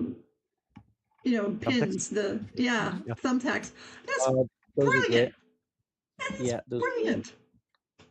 Excellent. Gorgeous. Love it, Cross. Doing a great job. Love it. With the printing thing. The granny gritting. Yeah, granny gritting too. That's the kind of thing that I would have 3D printed if I had access to a 3D printer. Thumbtacks are such a brilliant idea, though. Yes, absolutely. And this is from Rob. He has been making several different trees in different seasons. During the different seasons, he had autumn last time, and this one looks like it's more in the summer. That's gorgeous. Okay, I really need to know how it does this because again, trees are my main weak spot when it comes to crafting. Yeah, and he said he had clumping foliage, right? That he added in. Yeah. Large clump foliage. He said he used. It looks beautiful. It is beautiful. That is absolutely gorgeous. Whoops. Yeah, I like that the tree has 4 arms. Yeah, that's a great touch. I think it's is it a tree or an end? An end, yeah. It's 4 arms. Does it mean it's forewarned? Get it? Wow. Wow. Wow, Lisa. Just stop. There's more of it. There's the underneath side.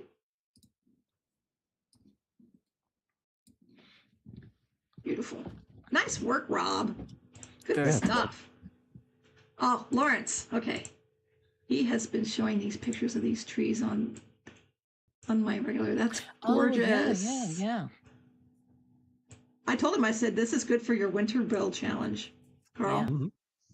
Yeah, this is really good. I Lawrence, agree. if you're still here, is this the wire? Is this the, the wound wire trees? Is that how you did this? Because they look marvelous. It looks like it is, but they look I think great. so. It looks like it. You're right. I want to know how he did the icicles, because that's what I need to do with mine. I need to make icicles like that.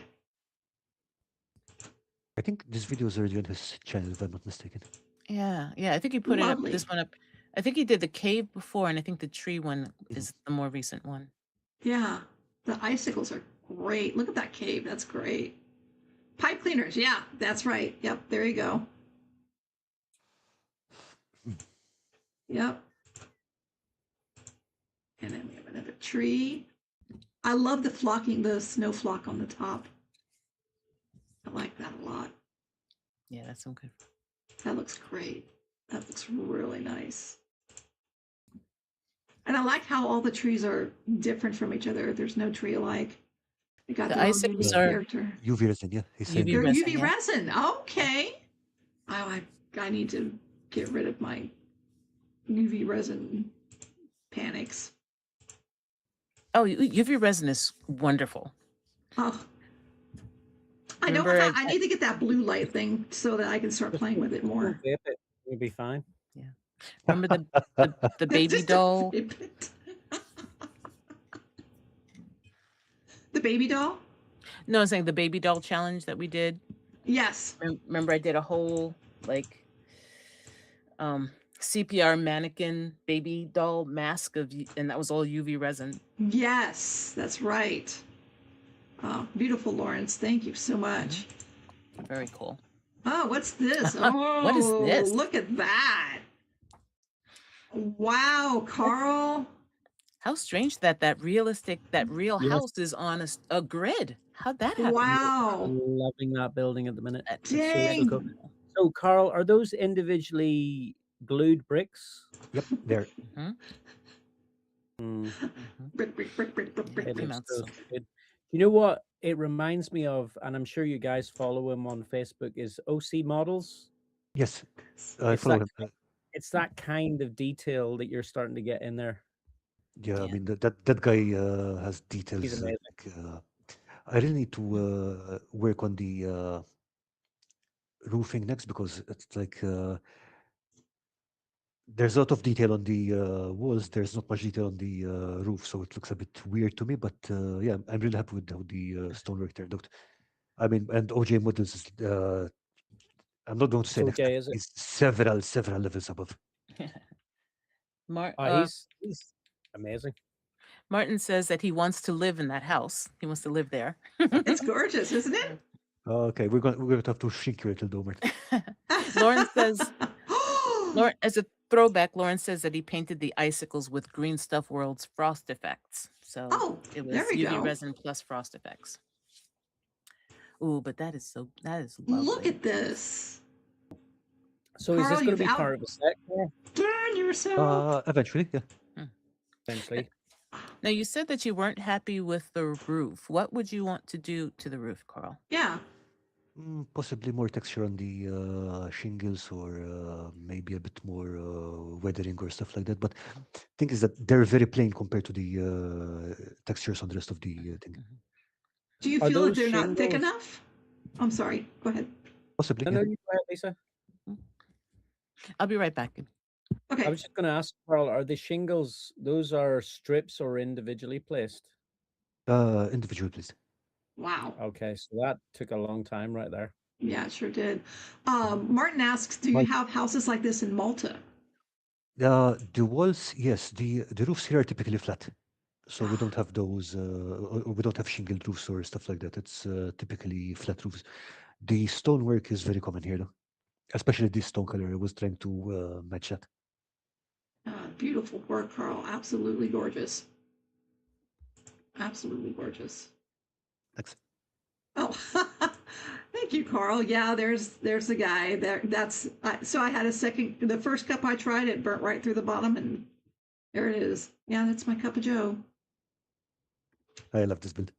That's Thomas's favorite too. He likes it too. Oh yes. Come on, give me. There we go. Oh, look at this. Oh, Martin. Oh my. Oh, I love it. That's so action pose. Can you? I love it. Yeah, Martin's Ooh. so good at capturing that movement. Yeah. That action. So cool, man. Yeah. Awesome. Now, Man. Yeah. honestly, like I have put something aside for Martin. And Oh, it's right here. I found this the other day in the park, and I was just like, I've got to send this to Martin. This is so cool because you've just reminded me. Look at this, Martin. Can you switch over the okay. Hang on. display? Oh, Okay, sorry. just a second. Okay, I let mean, me get back I'm there. interrupting. No. Let me go back. Okay, go ahead. This is something I found in the other park today, and I literally went, this is something for Martin at Jamaica. Absolutely. Like, it's like some little kind of thing. That's fabulous. Yeah, that's So I don't know what that could be, but like literally when I found that at the park the other day, I was like, and I'm so glad that that image of came up on the screen, because that's reminded me that I have to put this in the post and send it over to Lauren, because there's no one else that's going to do this justice. That's a cool thing for nature, and Martin is the guy for the job, right? Mhm. Yeah, Isn't his that so response cool? is, "Oh yes." Martin, do people send you things like I'm sure they this? do. Because you would be the person to, as Michael said, do it justice. So do people actually send things to you like that? Yes, he would be. Yeah. He says, right up Well- my alley, mate. I'm sending that to you, Martin. Oh, nice. Okay, not quite done with the showcase yet. Let's go back. Yeah, real sorry quick for here. interrupting. No, It's fine. It's No, perfect. It was relevant to worries. the point. Yeah, that was the time to do it. Oh, and here is Miss Mia's Ooh. build. Oh, Wow. that's lovely. That's Yeah, somewhat this- reminiscent of Cross's box, his box Yeah. train. Yeah. I love this part right here where she has the arch and the brick behind. Mm-hmm. She does such great texture, doesn't she? Very cool. Interesting color of XPS foam. What, like? Oh, the white? would be forward. Yeah. Yeah, I Yeah. bet it is. Yeah. Yeah. Martin said he started the jumping dude from a piece a friend found in the woods. So yeah, people bring him things. He's just, yeah, I don't know. Ever since Martin did the Shield challenge way back then, I'm a fan. He's great. I think this is a great idea. What Mia is doing here, because Mhm. the different XPS will take texture differently, Yes. Mm-hmm. so that Yes. will create some very interesting surfaces. Yeah, very cool. She is just nonstop. I mean, just nonstop, isn't she? Yeah, Just go, definitely. go. Cross says, "Yeah, Michael, how dare you interrupt our crafting with crafting?" Oh, so sorry. Oh, look at this. This is another of Martin's. Awesome. Oh, lovely. Oh my gosh, Martin. Is that Martin as well? Yes. Beautiful on paint earth? job. Wow. What is this, a miniature? I mean, he didn't make that, did he? No, but I I think, think it's Games Workshop Doom Bull, and some parts sculpted on or modified or attached from Yeah. other miniatures. Yeah, so He does- a kit bash, right? Yeah, he does he does beautiful green stuff sculpting. He's done it on his other stuff where he's with his roots and stuff. He's He's a master with that stuff, with the Oh, so sculpting on that. The sword is mean- from your challenge, Michael. Oh, the sword that he used. Yes, I recognize the sword. That's from the Shield challenge, right? Mhm. Yeah. That is so Beautiful cool. work, Martin. Look at that. Okay, now we're going to get into the land of weird. Oh, I love it. Love it. Look at this. I love those. I really love those. Aren't they amazing? I think I love the texture and color on this. the texture and color are Oh they my pop so much, they gosh. stand out. It's so memorable. It's like you can't turn your eyes away from it. It's just so it's so creepy and wrong, but so great at the same time. Definitely. Oh, Lawrence is great stuff. Damn, that's good. It'd be cool to have that Jeez. on a rotating on a turntable just to see it rotate, see the whole thing Yeah. go around. That'd be cool. Oh, the veins, just the veins. Veins Oh. are vines. They could be vines, but no, they're Veins, veins. Oh. They look like veins to me, but like it's very deliberately stuff of nightmares. It is. It is. I mean, yeah, Lawrence has got the best dark mind of all. He's just Eyes look black at as this. a doll's eyes. Look at this. Look at that. Look at that. Oh my god. That's good. I've got this funny feeling that you turn up to Lawrence's house and it's just like a perfectly nice home, normal, nothing weird going on. And then you go, you go to his crafting corner and it's just like walking into the basements of Silence of the Lambs or something like that. This is Oh, who is this one? Is this also Lawrence? It's That's also Lawrence. Lawrence. yeah. That's the demon, the golden demon. Look at the that he that's cracked up. beautiful work. Yeah, that was really cool. That was a really great idea, Lawrence. That is really nice. It's Mark, probably your favorite work of yours, Lawrence. yeah. That's good stuff. Yeah, that was really cool. That's beautiful. Look at this. I love the patina. He did the patina beautifully. Beautiful That is patina. absolutely perfect patina. Because it still has the metal showing through, but you've got that nice, lovely green. Yeah. He's saying that he was watching a lot of Hellraiser when he made those. Understandable. Yeah, the patina technique you're using on this, Lawrence, is fabulous. Really, really And nice. I love that it's somewhat of a diorama and it's scatter. I love that. True. True. Somebody lost their horns. You must be very upset. I love the tufts and the dirt texture. I need to learn how to do the dirt texture he does. It's really great. Yeah, Lawrence Alright, said it's that's- an actual golden demon. I remember him doing this one. And Cross says, "So Lawrence has such sights to show you." And I believe that Lots is of it for sights. our showcase. Beautiful stuff. Thank you, folks, so much. Yeah, Yeah, some great lovely work. stuff. Yeah. Thank you And so thank you, much. Michael, for joining us today. Yay. Thank you guys so much for having me. Honestly, I miss everyone. I miss the whole thing. I mean, I'm paddling away trying to make something happen, but you know, it's after the stream ends, I'll fill you guys in a little bit on what's going on in the real world, stuff that I can't unfortunately share publicly, but That's fine. all good. Just for anyone who's out there watching who are friends, nothing to worry about, but all good. Yeah, life is very, very busy at the minute. So yeah, That happens. Well, we'd love to have you back again sometime soon, and we're looking absolutely. forward to seeing how the Argonauts, or did I say it right, turn out.